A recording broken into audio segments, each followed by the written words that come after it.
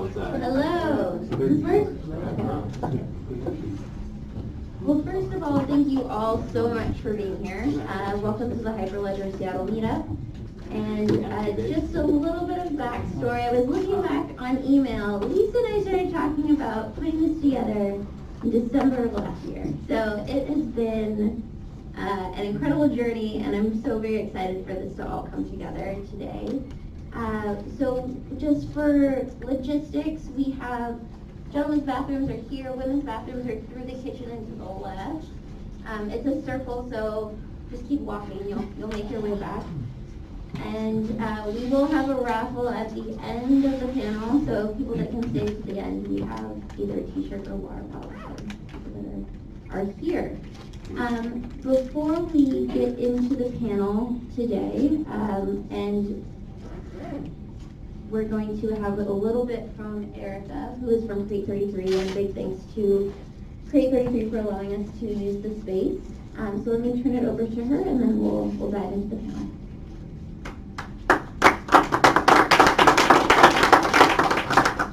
Good afternoon. Thank you so much for coming to Crate 33 and welcome to our living room.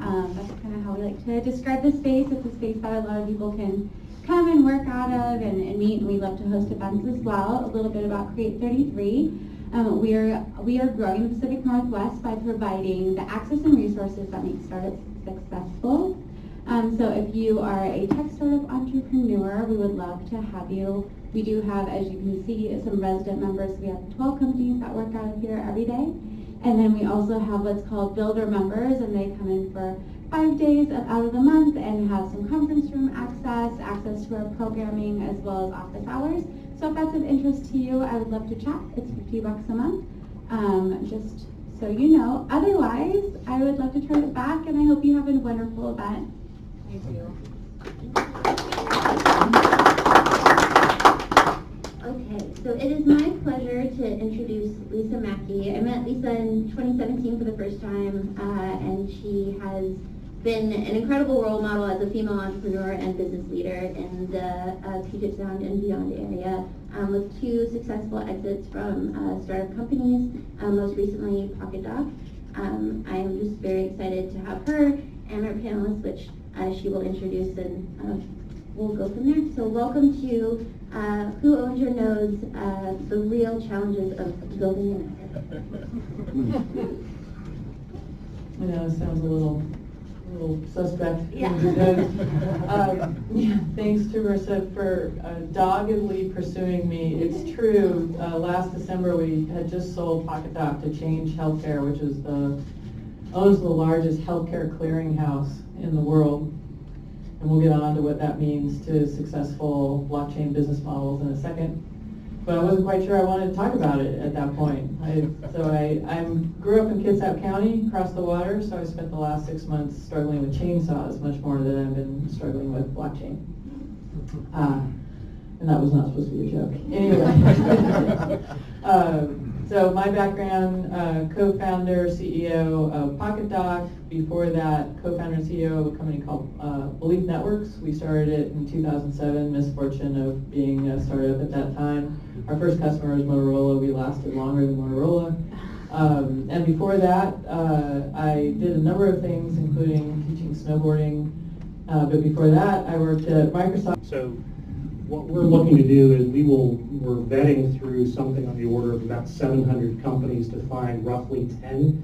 So we're scouring the world for the best and the brightest company. Our intention is to get them there to solve the problems of the Oregon companies, and hopefully we get you to stay. We think it's going to be more than bicycles and blue stars, but we're going to get you to the Oregonians know what I'm talking about there. It's a donut shop. But we're trying to make it very conducive for the companies who want to stay in Oregon. Awesome. Okay. So the goal for this panel is not to introduce you to Oregon, but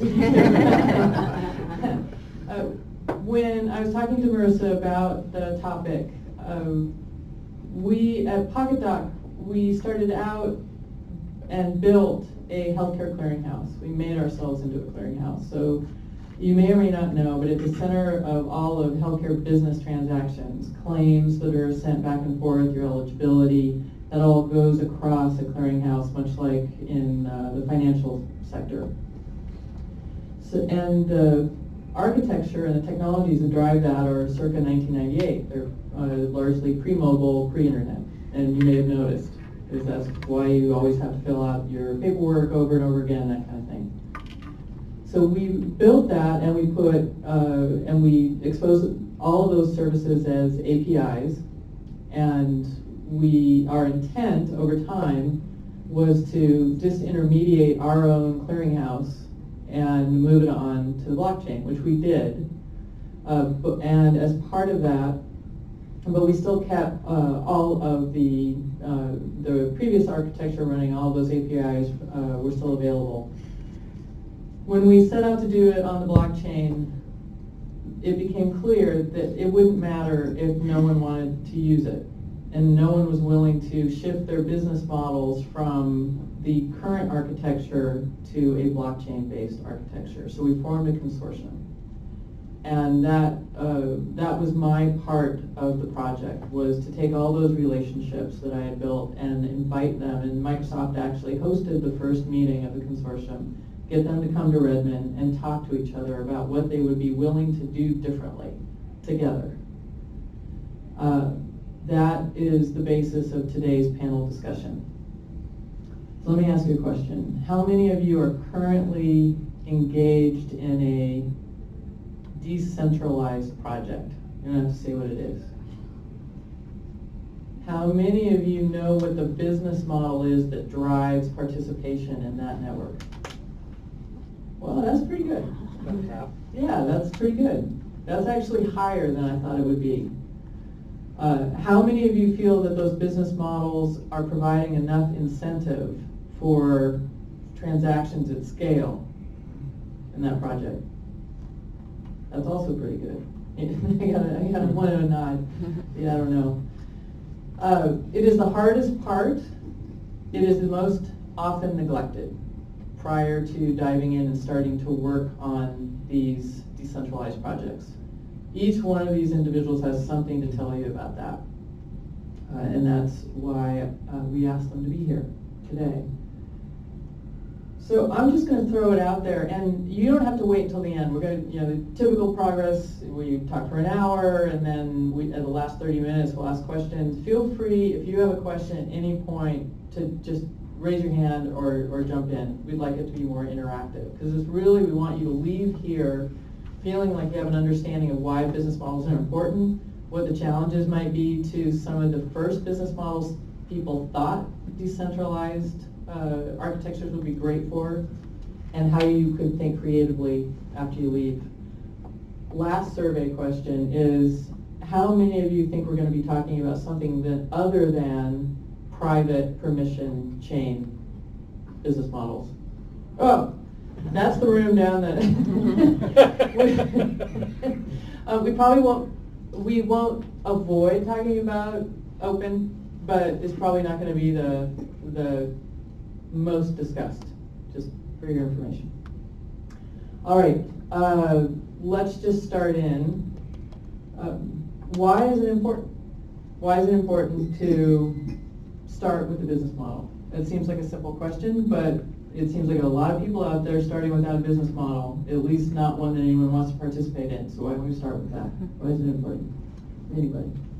Well, one of the observations, and this is an observation, not a statement of religion or anything, but one of the observations is we work with partners a lot, startups and other partners more mature, and a lot of them have really interesting ideas and even solutions on blockchain, but they haven't started with the consortium, they haven't built that network and achieved that buy-in and built that trust. And a lot of the buy-in is achieved through engaging the consortium and the different organizations early on, right? Building it with them, crafting it with them. What's the use case we're focusing on? What's the business value? Is it going to reduce the cost of care? Is it going to improve outcomes, etc.? And rather they build it, and then at some point they figure out, to make this fly, we have to build a consortium. And by that point, it's almost too late. They've run out of runway, right? So our guidance is start with the consortium, start with the use case, the business values, And the low-hanging fruit is the existing networks out there, not IT network. I need a network of healthcare organizations. Is it a clearinghouse? Is it a health information exchange? Is it a supply chain? Those networks already exist. They have a use case. They have business value. You can drop blockchain in and get it working, yield the additional value, prove itself out, and then layer on additional use cases. It's easy to layer on use cases. What's hard is to build that initial consortium and prove the business value. I'm going to peel the onion a little bit on the consortiums as well.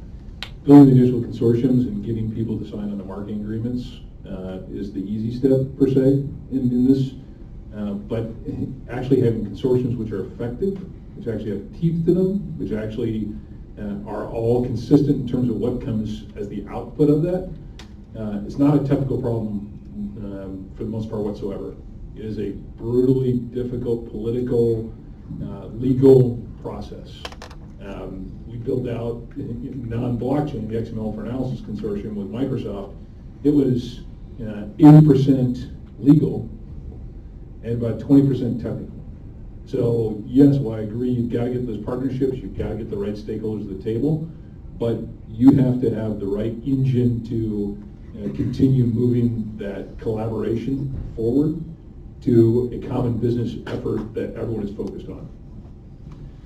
From an Everledger perspective, I think it's probably a little bit more practical than running a consortium. We were really focused on the issues and had a deep, intimate understanding of the industry that we were addressing, which was the diamond industry. They, had a few problems. Bloodstones was one of them, and highly popularized in a couple of movies. But also substitution, fraud, certificates, and diamonds being substituted. Lab diamonds emerging to be as able to be passed off as naturally mined diamonds, and fundamentally the loss of trust in the collateral of a diamond being lost. It was just gone. Western financiers have exited funding the diamond market. So subsequently, how do you work with an industry, build consortiums and partnerships so that you're actually using the technology to solve a problem? Your business case is then only as good as the problem you're solving. And from that perspective, if you can work with industry to fundamentally address some of those issues, and in our case, it's bringing back trust through the provenance of a diamond or of other objects, then you have a business model. And that business model may be varied, and also you need to be able to pivot on your models, which you hear all the time in a startup. But for us it was a little bit different. We focused on the problems and the vertical, and then we went from there. I think it's actually very fundamental. If you think about the technology of blockchain, there's two basic attributes to it that matter. One is consensus and the other is collaboration. And so all organizations have to follow their technology infrastructure and vice versa. So you cannot have a collaborative blockchain network if you do not have collaboration and consensus among the humans involved, because if you don't have that spiritual alignment, the technology is not going to solve the problem. So you have to align that with the collaboration. So your point, you got to get the people in the room and get them to start collaborating and agree on, here's what we're trying to do, number one, and yes, I'm willing to participate with you. Then we worry about the technology later. So I'll give you, or just a couple more points and an example. What I see happening a lot is people going out with a business model they think should happen because it would be more efficient. You can pretty much guarantee that that business model will not be largely accepted by legacy enterprise. For example, in healthcare, we all talk, or at least we see on the news each year, the cost, described as cost of healthcare going up, when it's over $3 trillion now a year. We'll flip that around. That is described as cost, but all of that is revenue going into someone's pocket who would prefer that revenue does not go elsewhere.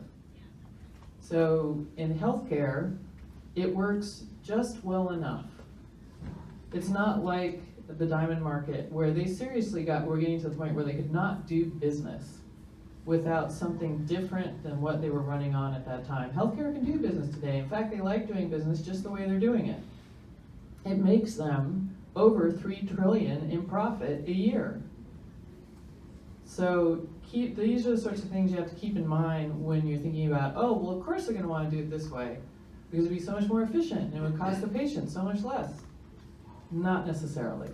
So these are the kind of things when we're digging into what sorts of business models are going to work and what will they care about collectively enough to get together. That's what you have to think about. So in that consortium where it wasn't just health systems, it was Mayo, it was Capital One, it was Microsoft and Amazon and Fruitco and pharmacy, big pharma companies and McKesson, which distributes all the medical goods. The only thing they could agree on that they would all do together was identity, at least to start.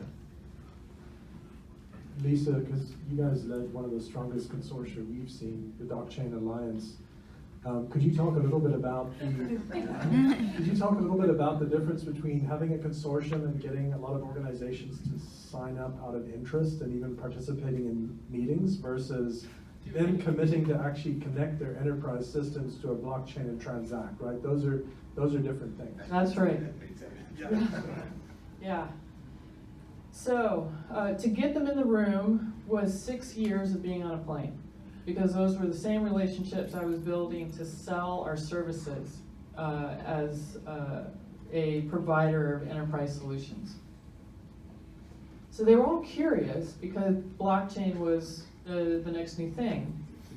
They were all, to give credit, they were all aspirational in that even if blockchain wasn't required for some of the things we were talking about, it felt like a forcing function to design new solutions where everyone started at the same place, in the same design standpoint, and could work forward together. That seemed at least enough to show up. And that's probably why most of them did show up, and they wanted to make sure no one else heard something or got something they didn't get. And I got Microsoft to host it. So that was an attractor. You know, that was probably, I wasn't sure they were going to walk in the door until they actually did. But getting to go to Redmond was a big deal. But then after the third or fourth time of inviting everybody to nice locations around the country and feeding them, I realized that they were really just showing up to make sure there wasn't something someone else heard or got that they didn't get, and waiting for someone else to be the first mover.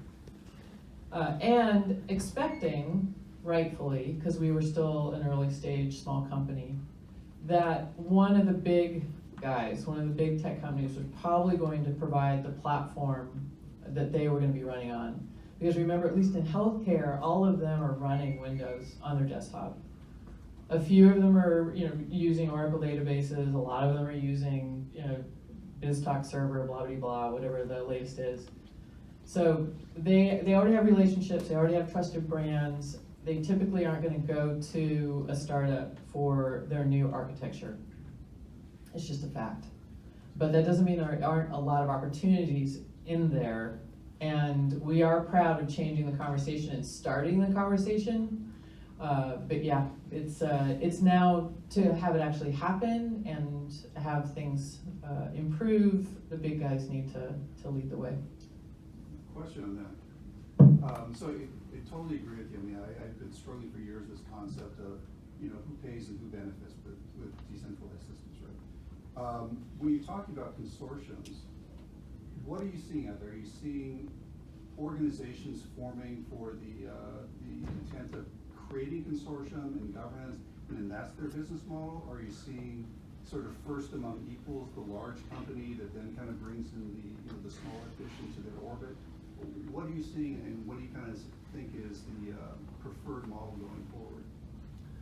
I can give an observation from healthcare standpoint. I'd love to hear what others have to share, but some of the stronger consortia we've seen are like the Synaptic Health Alliance, beyond blockchain. Synaptic Health Alliance, that's run by Optum, Humana, Quest Diagnostics, MultiPlan, Ascension, Aetna. So there's a consortium. There is no sort of intermediary at the hub of that, because we really don't see blockchain disintermediating per se. There very often is a role for an intermediary, but it's not bottlenecking transactions. What it's more enablement, support, governance, consensus building, that kind of thing. But that Synaptic Health Alliance is one of the strongest in terms of participation by actual healthcare organizations that from the ground up are willing to transact, and they've defined the use case, they know the business value, and they reported out at HIMSS 19 in Orlando in February that everything's going well, thumbs up, they're moving to production this year, that's their plan. So that's one example. We also see consortia driven by a particular startup or organization, like for medical device supply chain, Spiritus, for drug supply chain, Adence in France. For provider credentialing, we see ProCredX and Hashed Health leading that consortium. So it varies. Sometimes there's one sort of organization at the center, but very often, increasingly, we're seeing the strongest consortia are actually built out of a consensus by organizations that will actually comprise the consortium in the end. And I just want to add that so that's an industry consortium made by industry leaders to organize themselves around a couple of things, at least to start. I'm assuming there's like physician registries and things like that. They're very, very difficult to do right now, and they all benefit. It's like a traditional tech model coming together to agree on a standard. They all benefit and will have a larger market if they can accomplish it together. And I would agree that we're, at least in healthcare, that's where the greatest success is happening right now. And just one more word on that, because Synaptic Health Alliance, like the use case is provider directory, right? And the problem is that provider directory demographic information traditionally has been maintained independently by each of those organizations. So N times the cost of maintenance.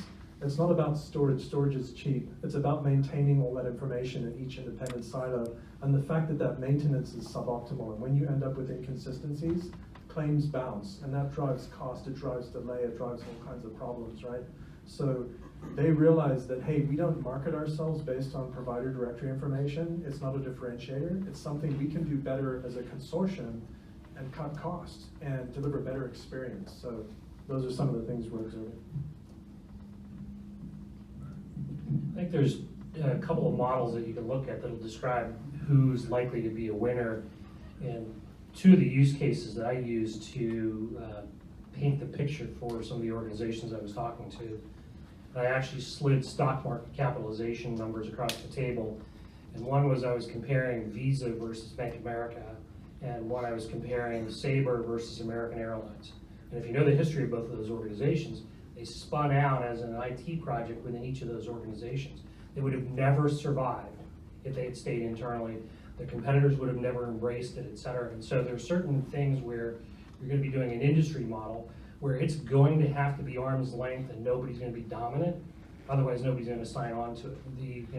This whole retail movement that's going on between Walmart and Target and others, if you're a small retailer, how many different inventory management systems you're going to have to subscribe to? There's going to end up being 3 sometime in the future, whether that's 3 years or 20 years.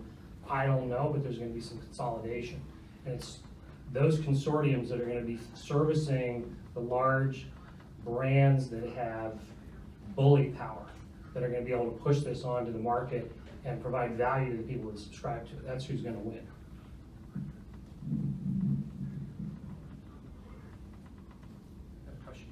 Yeah, I'm just curious. In some consortia, it looks like there's a natural set of common objectives that people would like to achieve. And I worked in early days with EDI in the health industry, and so the data formats were so critical to making the whole system work well. But I seem to be seeing cases where consortia they're meeting resistance from their members because the data. In some cases, these companies they're trying to form a consortia. Their data is so sensitive. The competitive value of that data is so sensitive that there seems to be some resistance, even to forming the consortia, a lack of trust maybe in that. This is not a blockchain issue particularly, but I'm just curious what people are observing about that. Yeah, you're absolutely correct. Just take electronic medical records, for example. Their business models are typically still closed garden, walled garden. They are in business to help large health systems keep their patients within the network. They often will pay bounties for a health system to require all of the primary care and ancillary care providers in the community to adopt that EHR. So you're correct, there's not a lot of business support around the data because it's still viewed, because healthcare largely didn't do the internet or mobile, they don't have an experience of how data fluidity can actually grow a business. That's not their experience. So you have to, if you think about going to healthcare at least, you have to think about bringing that, you're gonna have to do a lot of educating as to why it would be an improvement. I'll add in, we have some things going on down in Oregon right now. You can look it up on the web. There's a Senate Bill 703, which is being considered right now, which is called the Healthcare Information Property Act. Not privacy, property. And what it is stating is it's the first bill of its kind in the nation, which is stating that your personal healthcare data is your personal property. And it cannot be commercialized without two things. One is your expressed consent, and the second without you receiving consideration. Because I was at a conference recently at OHSU where one of the largest insurers in Oregon sat there and said, we own the data. No, I don't think so. The CMS has said very clearly, the data is the patient's data, it's their property. The property has ownership rights, so what we're going after is the ownership rights. And once that's created in this concept that the IEEE is promulgating, which is called fair trade data, marketplaces are going to start to exist, and that's going to force the providers and the technology companies to start to subscribe to. It's going to have to come from legislation. There's no doubt about it. Which varies by state. Yes, that's the beauty of it. It varies. And the worst thing about it. Well, I'm looking at it from OEBBS's perspective. I actually think the issue that you stated is addressed by the technology so well. We deal in different countries outside of the United States with much stronger privacy laws. And when you start dealing with privacy laws where companies are at heavy risk of being fined if they share data, either purposefully or accidentally, that's when you start having issues in consortiums, and that's both an opportunity and a risk. The other risk goes to the heart of blockchain, and that is the single source of truth versus distributed source of truth. Do I want, as an organization, to expose my databases to being hacked? Or do I want to lodge little bits of data on a highly secured environment that can form part of a consensus model?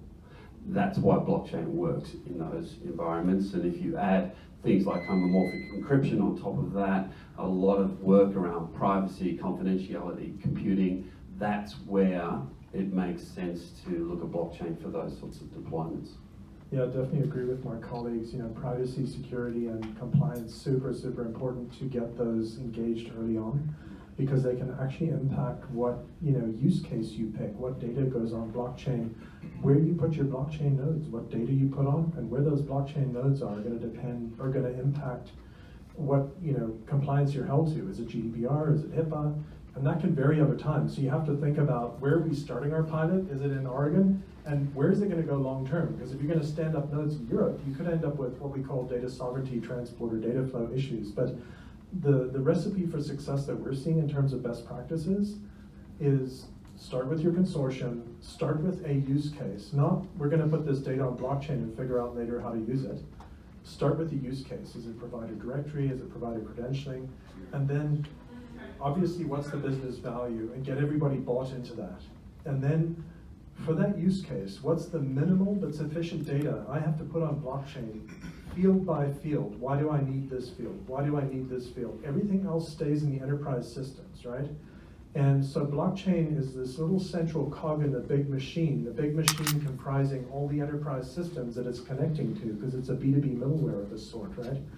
And if you can keep all of the PII, personally identifiable information, off of the blockchain, keep all of your PHI, protected healthcare information, off of the blockchain.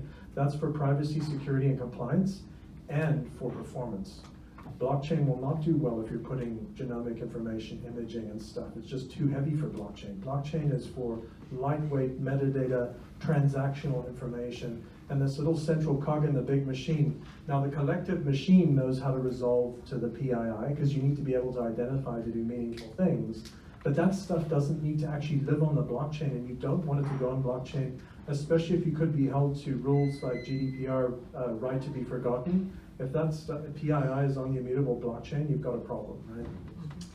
I'm And just, that- oh, sorry. Go ahead. Follow-up question just on this topic.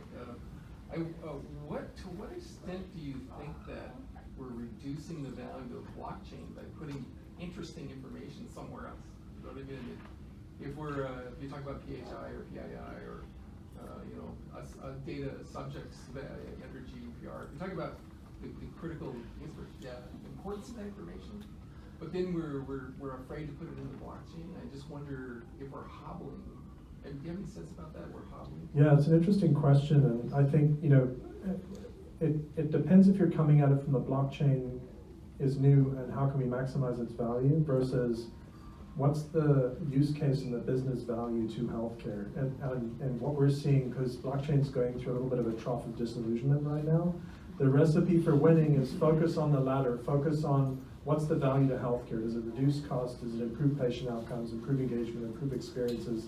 Whether or not blockchain's behind, healthcare doesn't care, really, at the end of the day, right? And so use blockchain for what it needs to be used for, but also to tell healthcare that, hey, throw away that EHR you invested millions of dollars in, just use blockchain. It's a recipe for failure, right? Versus let blockchain connect into your EHR on the back end. This is the additional business value it's going to provide, and build from there. Again, building that minimum viable network, that initial consortium, and proving it out with one killer use case. It can be a simple one like provider directory. If you can do that with one use case, prove business value, get those healthcare organizations to stand up and attest to that business value, you're off, right? And you will get more joining into the consortium. Then you can stack on your additional use cases. It's easy once you've got that initial momentum. So I also think we haven't talked about this at all, but we're talking a lot about joining the consortium. There's also a huge problem with leaving the consortium. And I don't think it's addressed enough, especially when we start talking about the issue of immutability, which isn't really a thing, permanence, all that kind of stuff. It's all advantages to a blockchain, but it also can be a huge liability for the blockchain, particularly with things with like PII. So I think some of this comes down to governance. There needs to be a very strong governance model, and I don't necessarily mean like governance as the EVM or Ethereum or anyone like that has set forth, but I mean actual policies that are people-based. And yeah, I just think that there needs to be more of a conversation around what happens when somebody decides to leave, because they will. Yeah. So extending that a little bit, how do you feel about verifiable credentials and things like ION, where you're now basically saying, in the medical case, I go into a doctor or medical facility, they generate data, they have that data. I have that data, I have that encrypted and protected. So now we kind of have these two entities out there, digital representations of me. Interested in your thoughts on kind of how that might play into the evolution of business models. Are we going to kind of stick with the same stuff? Do you think this is going to open up some doors? Well, I certainly think it's going to open up doors, because having redundant information stored around all these silos, again, it's not so much that it's redundant storage and n times the storage, because storage is cheap. It's about the fact that that information needs to be maintained all over the place at n times the cost. That maintenance is imperfect. When you end up with different versions of records that are inconsistent, that causes a huge headache for healthcare. It causes additional cost, delays, all kinds of problems, right? So maintaining it at 1 times the cost, having any update to that information ripple right across the consortium near real time, and putting the patient and the data subject in control of their data are fantastic value props for blockchain that I think will make it fly. Yeah, I think the holy grail here for blockchain is wellness incentive, crypto economics. Now that's somewhere between a 5 and a 20-year march, but at the core of that, to pull that off, requires a citizen-centric identity that goes to the heart of I own my identity and I'm sharing data with you, which is the exact 180-degree opposite of the way the healthcare model is today. But once you have that, and it happens to be the most predominant individual identity that exists in the United States, is your healthcare eligibility benefits, or healthcare benefits eligibility ID. Most common ID in the United States. Now, it's scattered, there's thousands of them, et cetera. But if an organization, say for example a state, decides to do this, they can trickle this down across a large population, and now it shifts the model very dramatically, and you have to have a government entity to be able to support that. And that's exactly the case that we're working on, one of the cases that we're working on in Oregon. Well, the only thing I'll add to all of that, which I think there are massive opportunities in healthcare with all of the caveats that have been provided. I have been living over in Kitsap County for the last year, which is always a good exercise for me. It's where I'm from, but it is where people don't care about blockchain. Yeah, oh, imagine that. And where the real use cases lie. I'm taking care of a parent who has dementia. I deal every day with people who, it's rare they even have a smartphone.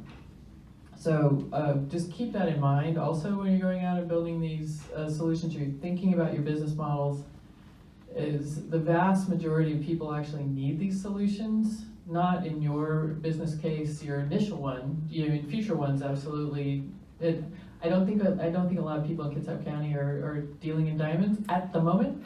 But no, but try building a platform for gemstones for artisanal miners in Africa.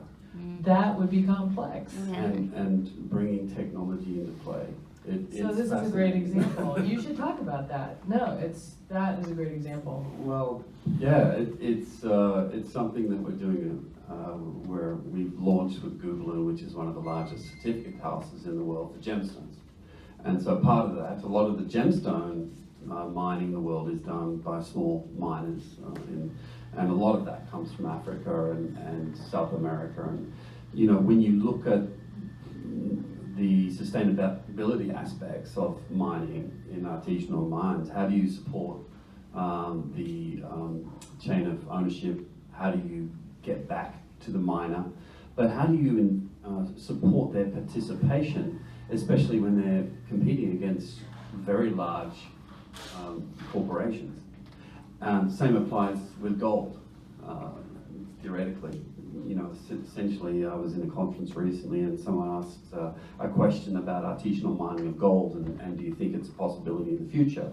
Now, all of the club members were saying, no, it's never going to happen. And these were big refineries and big players in gold, but it can happen. And it can definitely go back, and the technology can handle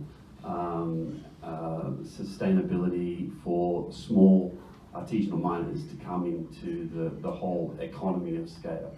But technology deployment in those countries is very different. There is a mobile infrastructure. There are sometimes amazing communication structures in place that you would not expect to find. Probably better than Kitsap County. Correct. But then you might find the literacy levels are not matching those. So how do you expect someone to put a gemstone into a system through a mobile phone and enter the data accurately around that? So simple things, but they're whether it's happening on an island out here or whether it's happening in Africa or South America, these are the issues you face and need to simplify and develop accordingly. So yeah.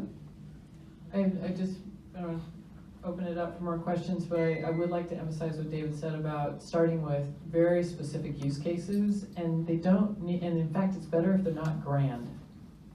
I think I know specifically in healthcare, some of the most powerful use cases around things like physician registries, registering health systems with all of the professional organizations that they have to give data and credentials to, currently done manually.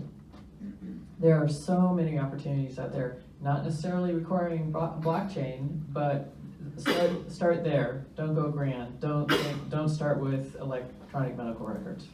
for example. So all of us at some point have had a phone number change or an address change, and you guys know you have to go around like hundreds of different websites to update your information. You never get to them all, and some of them end up with outdated addresses, and the mail goes to the wrong place. It's all kinds of inefficiencies, right? What if that information was on a shared ledger that you own your record, you controlled it, you could go in and update it one place and it rippled near real time to everybody? We would solve that problem of you having to do hundreds of times and inconsistencies, right? But that's taking a very data-centric look at blockchain. The huge potential of blockchain beyond that is, rather than use blockchain just as a vehicle for secure data exchange, which will be the first phase, but beyond that, what about putting executable logic on the blockchain so you don't depend on all of these peripheral enterprise systems connected to the blockchain? The blockchain can actually transact, so you have any kind of logic, because languages like Solidity now are Turing complete, so you can essentially write any kind of executable logic, and the execution is triggered automatically as the right data arrives that triggers it, and so then you decouple yourself from depending on any one sort of leaf node to do the processing. You get wonderful speed advantages, minimize delays, resilience, because you're no longer depending on one system on the periphery and things like that. I feel like I'm going to be the naysayer on everything right now. While it's true that Solidity does have that, it also, and everything that you just said is absolutely true, it also is a huge disadvantage, given that that kind of stuff can go at the speed of light, and a small bug or intentionally placed bug or exploit can just wreak havoc on the entire network. So it is true that that's a huge advantage, but it also is a terrible liability, as most things. And I'm actually going to agree with that and build on it. Wearing my cybersecurity hat, I don't think we've had enough attention to people adding executable logic on the blockchain and not thinking ahead of time what are the vulnerabilities of this executable logic. And we've seen like Ethereum get itself tied in knots because somebody exploited some loopholes and tied up millions of dollars.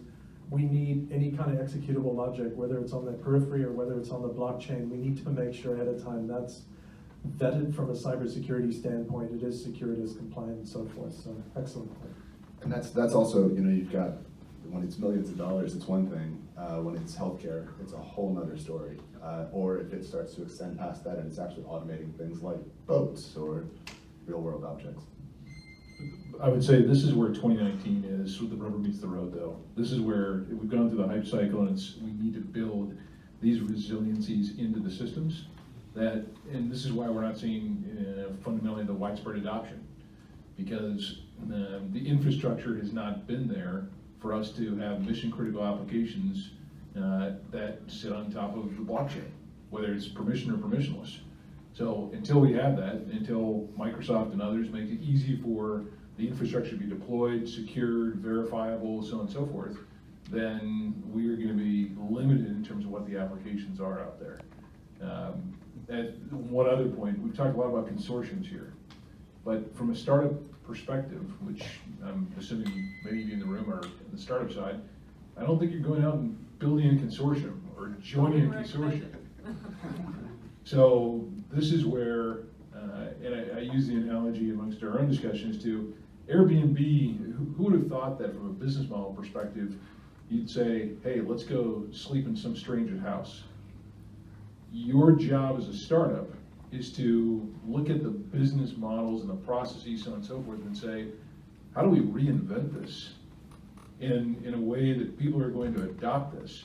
The consortiums are generally made up of incumbents, I say generally, who are oftentimes either trying to make their own statement and put the standard out there, or it's made up of incumbents which are scared shitless because they have to do something. So I'm going to join this consortium and this consortium and this consortium, and out of that, I'm going to come up with a solution.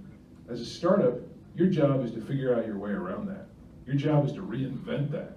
Because by the time it takes the consortium players to actually come up with agreement, you can bypass them. And I'll pick up on that. How many of you have ever heard of Marshall McLuhan?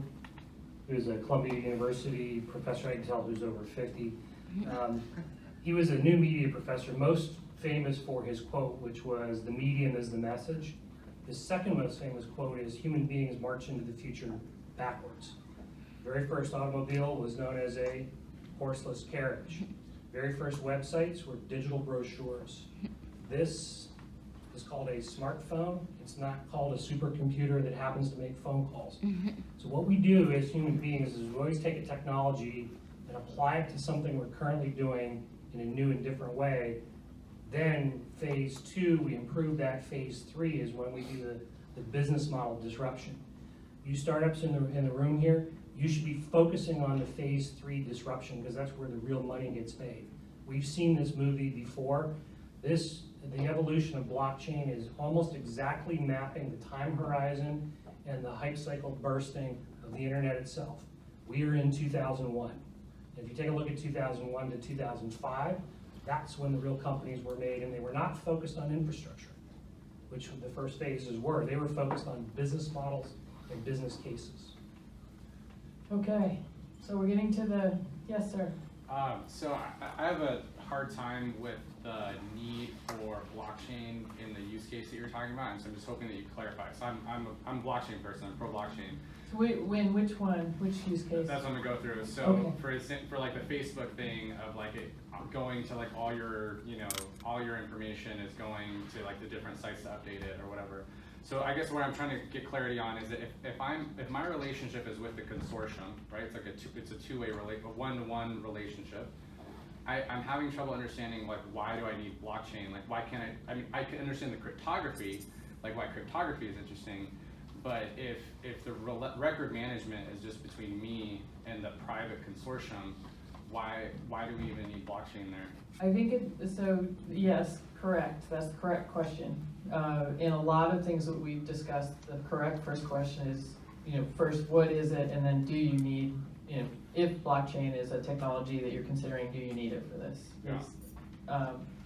In the case of healthcare, there was a lot of it we could have done without blockchain. Admittedly, we used, because that was 2017, we were using the buzz around blockchain to get people to the table to have a discussion around doing things differently and using it as a design function. But a lot of things that we were discussing doing didn't require blockchain to be done or even to be done the best way. So the question's a correct one. I think it depends on the industry and your objective and timing. As Matt was just saying, I just watched Princess Bride again, so I keep thinking of the pits of despair, but we're in a trough of despair, not the pit of despair. And I think we're working our way out where the question you are asking is going to be much more rigorous. And a lot of the proof is going to be put, the burden of proof is going to be put on us as entrepreneurs and builders of these new business models, whether or not it's required. Yeah. Lisa, can I throw out this question? What from the group here, what do you think is the difference between a just a distributed database versus permissioned, not public, versus permission blockchain? Sorry, say that one more time. What's the difference between a distributed database versus permission blockchain? So distributed and decentralized, like it's overused, right? Like no one here is working on something decentralized, right? Like we might think we are, but no one here is working on something decentralized. So you all know that now. So where I think it may, and I'm not a healthcare person, so I'm not super familiar. I'm familiar with the consortium model. Where it seems like blockchain could make sense is if there wasn't a consortium. Like if there wasn't a consortium amongst healthcare professionals and you needed to like check in with the registry, then I'm like, oh, that makes perfect sense for blockchain. But if there's already a one-to-one relationship. You're being very logical about it and technical. Which is great. Yeah. The reality of dealing with the industry as it is today is you had to get them together to identify something where they would agree to not have to have a consortium. That makes sense, yeah. Hey, I'm going to push back on the grumpy curmudgeon over there, though. Oh, it's you? It is. So this is where I would again challenge, it's both from a startup perspective, but also from a Microsoft or an Apple, so on and so forth. So, and I'm specifically talking healthcare here, that you have an opportunity without doing the consortium to potentially, what is that killer application that you can get widespread adoption on that others haven't been able to do? That's the challenge. I think that's naive in healthcare, but he and I have had this discussion. Exactly. Yeah. Yes. No, and to be fair, like I'm totally cool with private permission. Like I'm a big Facebook coin fan, and like JP Morgan coin, I think they all make sense. I don't think they're public or decentralized, whatever, right? They're obviously taking advantage of like the terms and terminology and doing that. So like I'm okay with it. I was just trying to I'm not trying to prove anybody wrong. I'm just trying to technically understand like what you guys I are. don't think you're wrong or right now. Yeah. He was just trying to understand why would you do it in the first place. Right.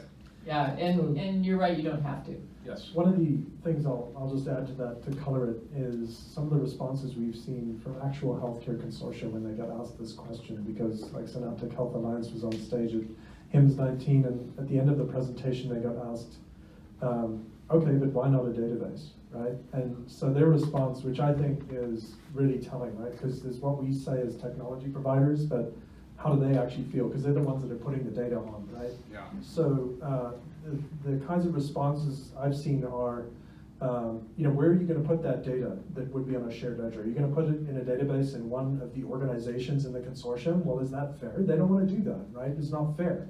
Do you want to put it in some intermediary that already exists, or stand up a new intermediary? There's cost, there's delays, there's single point of failure concerns, right? So this is some of the reasons, and again, I'm the messenger, don't shoot me. No, that makes sense. But this is some of the reasons I'm seeing, some of the rationale I'm seeing, but they're being minimal but sufficient with blockchain. It's not like blockchain's cool, let's put everything on there.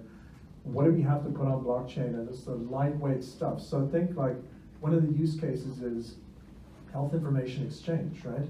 So those that know HIEs know that they often have what's called a record location service, and that is storing metadata about what health records exist for what patients where. They don't necessarily have to store all the healthcare data. That can remain in the silos in the provider databases. And in that case, the RLS, the record location service, is facilitating lookup, discovery, and then a secure off-chain direct peer-to-peer request. So where I'm going is that record location service could be on blockchain, and what blockchain's storing is the metadata and the pointer to where that data exists, and maybe a hash code to verify its integrity. But the original data, the actual healthcare data, your x-rays, stay in the providers, and they don't move across that network unless there's a compelling need, which would be, for example, you go to another provider, they discover that there's an x-ray of you from a year ago that would be really important for your care. Then they can go and figure out where is that x-ray requested. It only moves and gets subjected to risks in transit if it has to be, right, to support your care. That data is going to remain federated. Blockchain facilitates, it's a catalyst, it's a little central cog in the big machine. Okay, I'm gonna bring us back to business models, only because what Dave just described, logically it should work that way. And what you're asking is a logical question. What you have in healthcare is a very unique business environment that where your brilliant idea, and Matt is correct, focus on what the idea is and what the business model is for your idea, then decide whether or not blockchain supports it, both technically or perhaps as a marketing tool, depending on where it is at the time that you need it. But it is absolutely correct to focus on the business and the business opportunity, not the technology. Could I suggest there's one other element there, and that you touched upon it? So there is trust. Whenever you're talking about consortium, there's always this, self-interest, dynamic at place. And I think that's one of the things for me, and the blockchain really kind of changed the needle on, is being able to have that conversation. I agree with you, and I'll just pull it back to the business model. Is the business model has to require trust as an opportunity. Yeah, and you're absolutely right, if it does. Do it. Oh, I was more technical.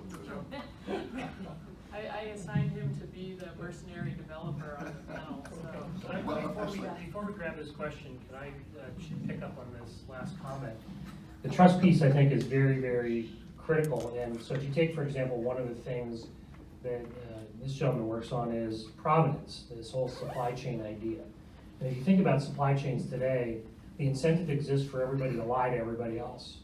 Walmart takes 3% off the top of every invoice saying, you're screwing me, So, and I'm not gonna spend the money to go after it, we're just gonna short it 3%. And so there's incentives the whole way along the line to lie. What if that was flipped around where there were crypto economics in place that incented the parties to behave properly? Now, I'm talking from some inside knowledge now on how this could work. But if you have a strong enough brand and you're allocating product and the players in the supply chain are lying to you, you just short them. Oh, sorry, you're not gonna get your 100 pairs of whatever, you're only gonna get 50 because your inventory reports to us are not accurate. And so that's another advantage to the whole idea of crypto economics and blockchain, is you can use that to incent behavior changes.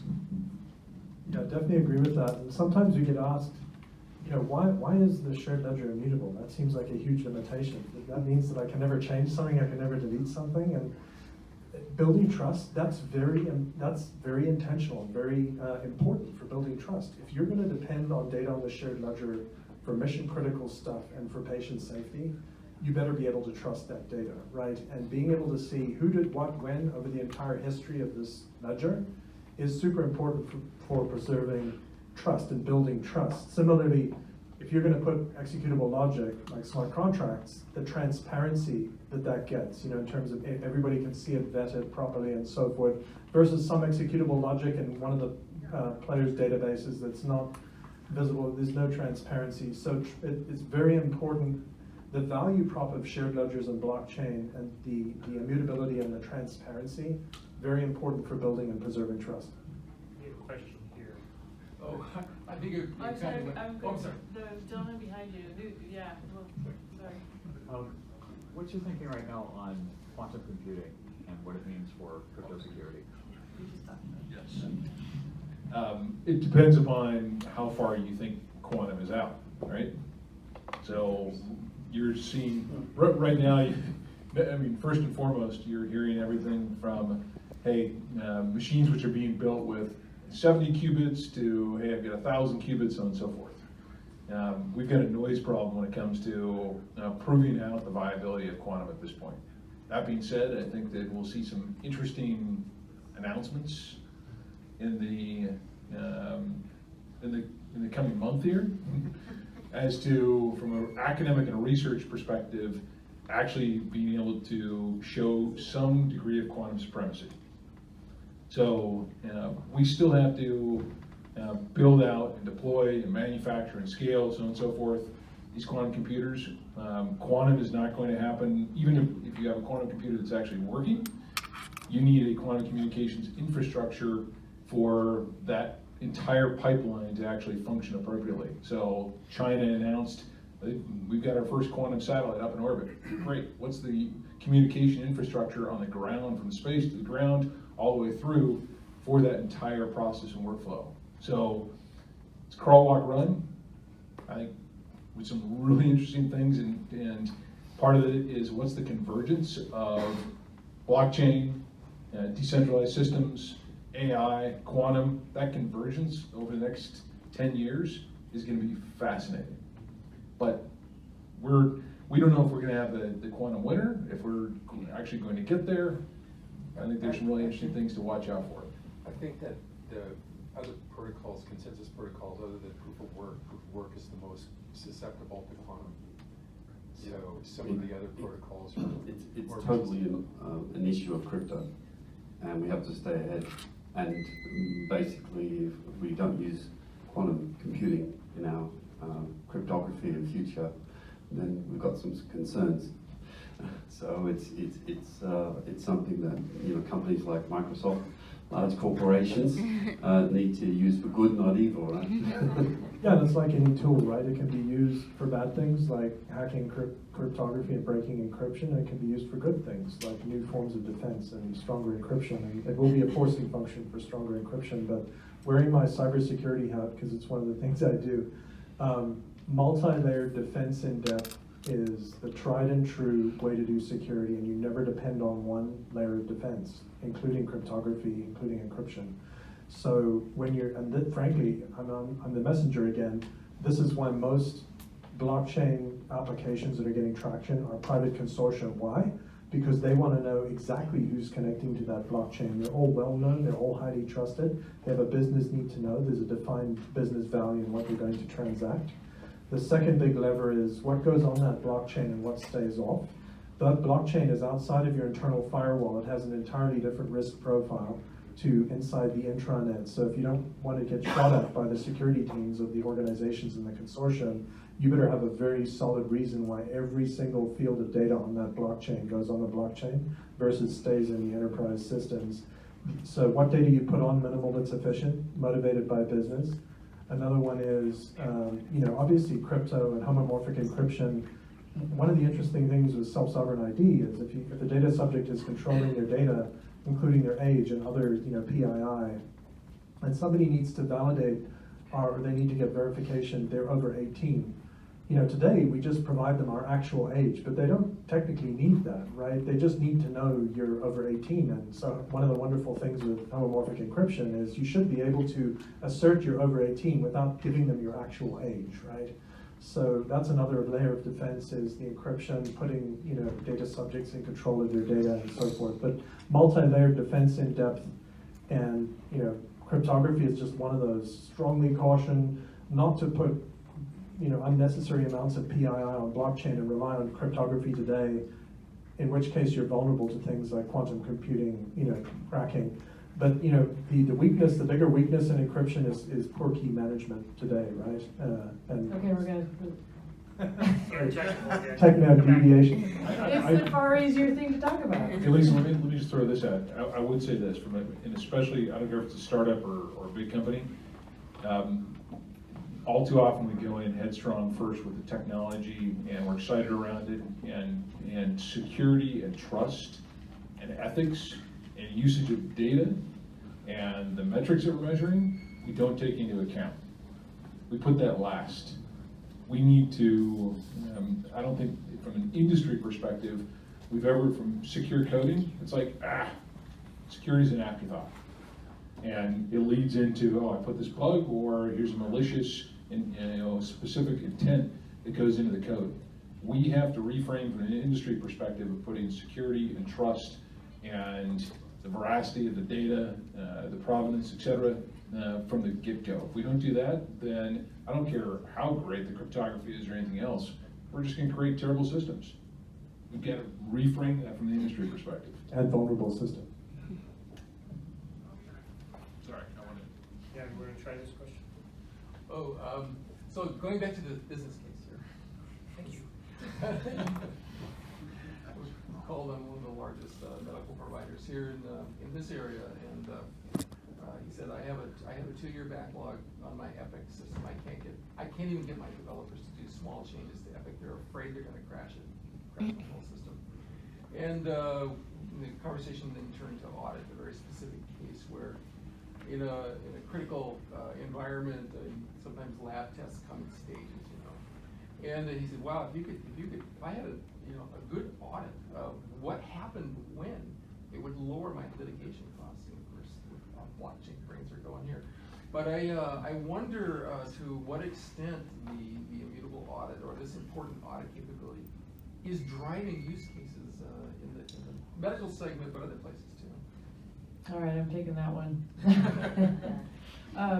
I think that there is equal and opposite force, one in support and one against. And there are liabilities on both sides. Because it's discoverable data. Yeah, so a great example of something to keep in mind when you're looking at potential business models and use cases that you want to address is understanding the pressures. And it's not that anyone's trying to do anything against the law, but they are definitely thinking, there's also a lot of very sensitive data in there that there's a lot of confusion around HIPAA, and there's a lot of confusion around what is legal or not legal storage of data. You'd think it would be all clear, but it's not. And so people, to take actions like that it's very risky, takes a long time. As you heard, they have a 2-year backlog just on trying to address getting their system to work appropriately. So to take on a major operational change like that could potentially expose them is significant, and probably not something they're going to do lightly, and probably not with a startup. They might pilot it with a startup, but not invest a massive change. Also, that might be one of those questions that's, do they really need a blockchain? Right. Financial services, insurance, great transparency, far greater risk mitigation in the pricing of the policy. IoT layers on top of blockchain, go for it. Privacy is always an issue, but in most cases we're dealing with assets. Claims management, so much more efficient. Fraud prevention and detection, so much more efficient, as well as also pricing of risk. So love it, go for it. Yeah, anti-fraud is something I would pick up on. We're talking about business value props. A lot of people miss the anti-fraud value prop of blockchain. And in healthcare, of course, you've got medical claims or medical identity fraud. We've got prescription fraud, financial fraud, occupational fraud. It's a huge cost driver.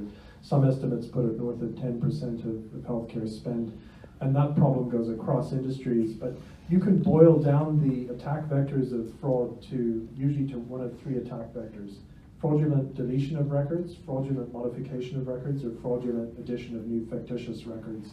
Blockchain helps with all three. The immutability blocks the first two attack vectors. And the third one, adding new fictitious transactions, while you can typically get away with that in one siloed database with three people having access and collusion, when you're on a blockchain with sufficient decentralization and near real-time transparency, it's a lot harder to hide fraud committed through the addition of new fraudulent transactions. So anti-fraud is one of those things, it's a value prop that isn't spoken about enough, but it goes across the use cases. And in the state of Oregon, we actually have numbers on that. So state of Oregon, 35% of our budget goes to Medicaid. And of that, 41% of the payments that were made in 2017 were made to ineligible recipients. 41%. And I would suggest that's probably common across the entire United States. So take the entire Medicaid budget, multiply by 0.4, and that's the dollar value of the healthcare eligibility benefits ID, period, right there. And that's just to start. So we have about 15 minutes left. I want to make sure first that we get to all your questions, and then I'm going to wrap up by asking everyone to give an example of one business model they think is working out there right now as a good example. So any other questions out there? Or do you want us to get into working business model ideas? All right. This might first one. I'm going to give you two. Neither one of them require blockchain. For the record. But they are, the first one I'll tell you I think is absolutely brilliant, and an example of getting to a huge opportunity idea with a simple approach. It's a company currently called Olive. It used to be called Crosschecks. They used to give away an identity check-in solution as a kiosk to small and medium-sized hospitals, with the expectation they'd be able to convert that into a paid subscription over time with more data and more knowledge being built on top of it. They couldn't convert it, but with what they learned, they've developed a set of bots that now learn the back-end systems of these hospitals and are automating all of the most onerous tasks that nobody likes to do, like registries or check-ins, that kind of thing. And they're getting paid to do that. Imagine what they're going to do with all that knowledge when they can start to automate just about every process in your hospital. And what goes from a gigantic billing system like Epic to just a data repository, because over time all of the workflow is automated. So there's an example of starting super small with an innovative approach that does not require blockchain and that can be extended to a massive opportunity. I think just to pick up on, all of it is super cool. Lisa introduced me to them. I think a key lesson on this front is, regardless of what, from a technology perspective, is especially for startups, can you go in and can you break down the workflows and processes at a task level to truly understand where the inefficiencies lie? There's probably from a large company perspective, the company that does this best right now is Amazon. Because they go in and they figure out, tell me on the margins, where can I squeeze that out? Where can I get those efficiencies? And that is something from the startup perspective, this goes back to the business model, but it's the business workflow, the individuals involved. You might be able to squeeze something out, but the politics of trying to do this on this one over here, because the stakeholders on it, never gonna get through there. It's gonna be too much of a long sales cycle. But that is, if you can really map out, here are the workflows, the processes, break it down to their discrete tasks, then you can figure out, is this a blockchain problem? Is this an AI problem? Where does that fall? Yeah, I agree with that, and I think implicit in that is start with the sort of use case and business value, and then if blockchain fits in, great. If it doesn't, that's okay too, right? But of the different, think in healthcare, we've got the quadruple aims, right? Reducing cost of healthcare, improving outcomes, improving patient engagement, improving experiences of patients and healthcare professionals. Of all of those, the one that is getting the earliest traction in healthcare as far as blockchain use cases, they all have a strong cost reduction value prop. This paradigm shift is different from the internet one. A lot of folks adopted internet, started doing websites, brochures, whatever the initial use case was, without first looking at ROI. With blockchain, they are looking at ROI up front. They want to know, like, how's this going to help us, right? So if you have a strong cost reduction value prop, you're good. Of all the use cases I've seen, the one that's getting the strongest traction does have a very strong cost reduction value prop. It is the Synaptic Health Alliance. They're really planning on going to production as of their report out at HIMSS. And that's the physician registry. Yes, and so to offer an evolutionary perspective on this, we are seeing what I call an archipelago of blockchain islands. Each island is a different consortium, a different use case. And some of the consortiums are focusing on the same use case, but different countries, different players. And we're going into a period of natural selection. The ones that get selected in are going to be the ones that get to a pilot. They have a consortium. Think of it just as a beta testing, right? You've got to have customers that beta test, and you got to have a minimally viable network. Blockchain doesn't make as much sense for a single organization, but if you can get a minimally viable customer network of 3, run a pilot, get to a case study, describe what was the use case, what was the business value, what did you pilot, what worked well, what could be improved, but having the attestation of the healthcare organizations, this is the business value we saw. It wasn't perfect, it wasn't utopia, but it delivered real business value. Then you have a foothold to scale in terms of number of participants in the consortium, number of use cases you stack on top. Those that don't get there will be selected out. And over time, I think we'll see the islands grow, and we'll move on the spectrum between extreme sort of fragmentation of blockchains with private consortium islands towards bigger and bigger consortia around use cases that are stacked on top of each other, and we'll move on the spectrum towards closer to public, where the access is more. But to start with, public is a bit of a non-starter for healthcare in my experience. So I'm just going, maybe add this as you go across and give some more examples. It's very difficult starting prospect for a early stage startup, pre-seed even, to build 3 enterprise customers to run a pilot. Almost impossible, unless you're rolling out of an incubator or something like that. Are there any other ways that people who are looking to test blockchain-based business models, decentralized business models, although now we know we're not building those, which is helpful. How would you test those out before putting a significant amount of time and effort into building consortium, large beta tests, et cetera? And can you? In my past life, pre-seed capital, we had the temerity to make a cold call on the chief marketing officer of Cisco Systems. And within 45 minutes, we had signed a purchase order to proceed. And if you can do this, line up with a big player that has an idea that they want to execute, but knows that they can't do it themselves. So if you were the technology provider to Sabre or the technology provider to Visa, then you have a very easy path. Now, the difficult part is getting that relationship. So you have to hunt for those. They don't come easily, but that's the easiest thing I've seen. So if you're going after the supply chain provenance, Target, Walmart, some of those big players, for example, maybe some other apparel manufacturers might be a good candidate. I would say do not lead with blockchain.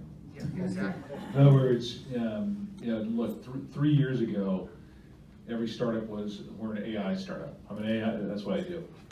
And there was an initial wave of woohoo. Doesn't play anymore.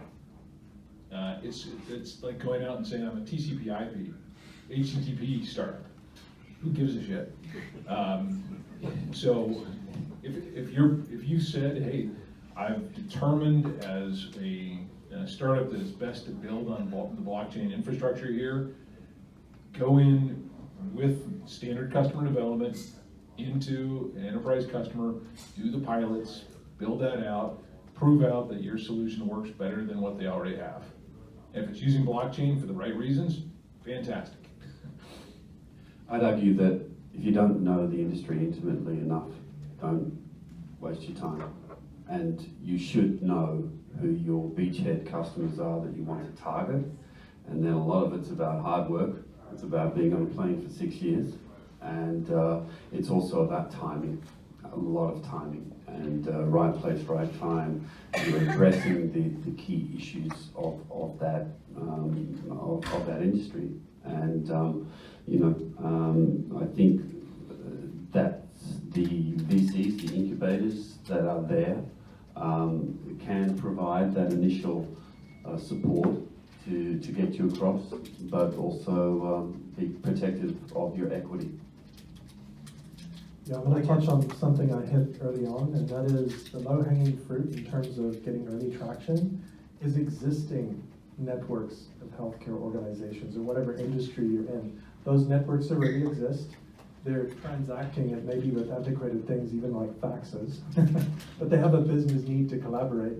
They have a use case. Drop blockchain in, come up with a solution that delivers compelling value. Is it lowering cost? Is it improving speed? Is it no single point of failure? Resilience? Is it anti-fraud? Prove it out. And sometimes there's an intermediary, and the way to success is to actually win that intermediary over. Hey, we have a solution that will enable you to do what you need to do, but it's going to deliver much better, lower costs. Or if you look at PokitDok, they were doing a clearinghouse use case. Who did they get acquired by? A clearinghouse, right? So sometimes the intermediary, the wrong message is blockchain is going to disrupt you. You're going to be extinct. The right message is blockchain is a new tool. Here's how you can get behind it and deliver better value at lower cost to your network. To pick up on that, one of the conversations I had, I can't say the industry, but let's just say it was a supply chain case, and the CIO that I was talking with said, we already have a really good handle on chain of custody and provenance. We see that as a competitive advantage. I need to maintain that, and I believe that blockchain is the next step for that. So it picks up exactly what you're talking about. Was there a question out there?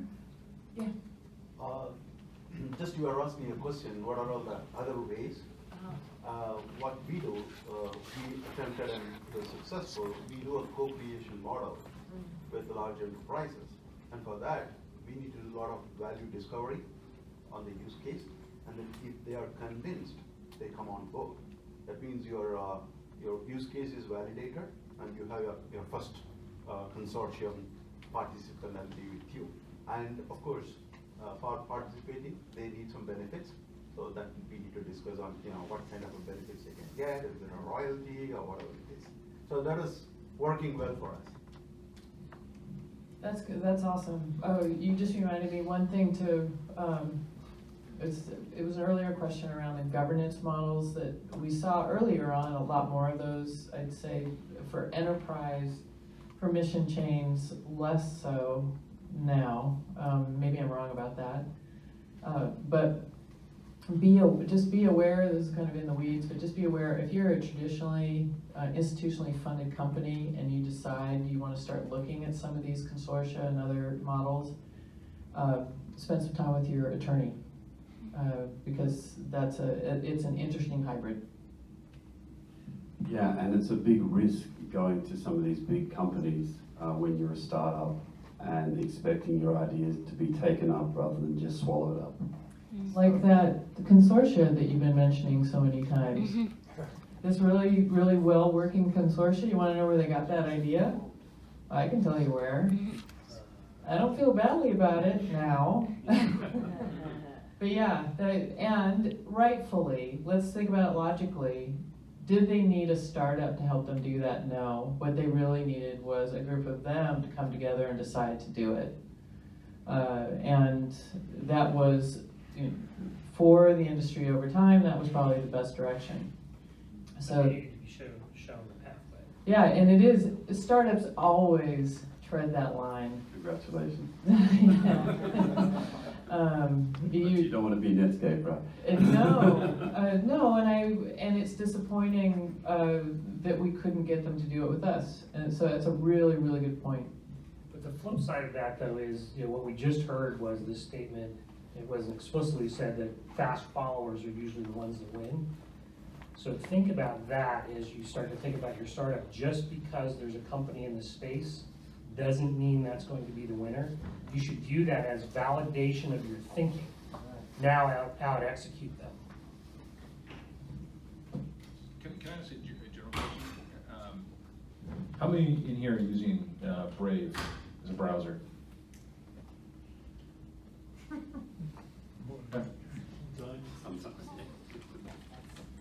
I put, obviously, this is a blockchain-focused audience and so forth, but it's more of a curiosity that they are seeing growth. There is no consortium that they're a part of. They went out there as a startup saying, we're going to disrupt and change and disintermediate the way the marketing and internet advertising industry is being done here. So thanks for the polling. Yeah, my partner down in Portland are pretty alarmed by that front. They should be. Good. The ad agencies are very alarmed by that. Well, that's good. That's a good sign.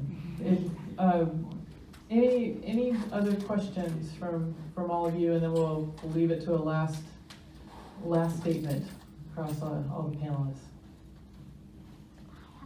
I'd just like to comment on the gentleman from Microsoft there who mentioned the running code and data.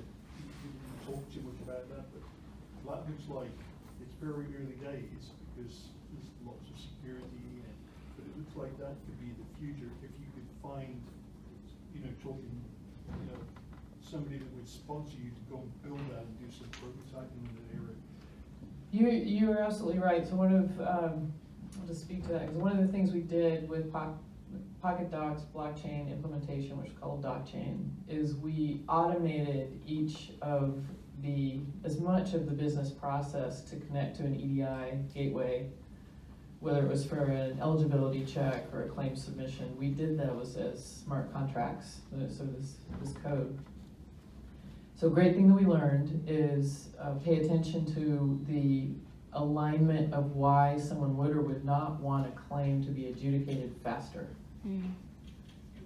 So you can imagine in healthcare that there's reasons why insurance companies would not want them to be adjudicated faster. So I think it is the great promise and a really good opportunity to think about those business models.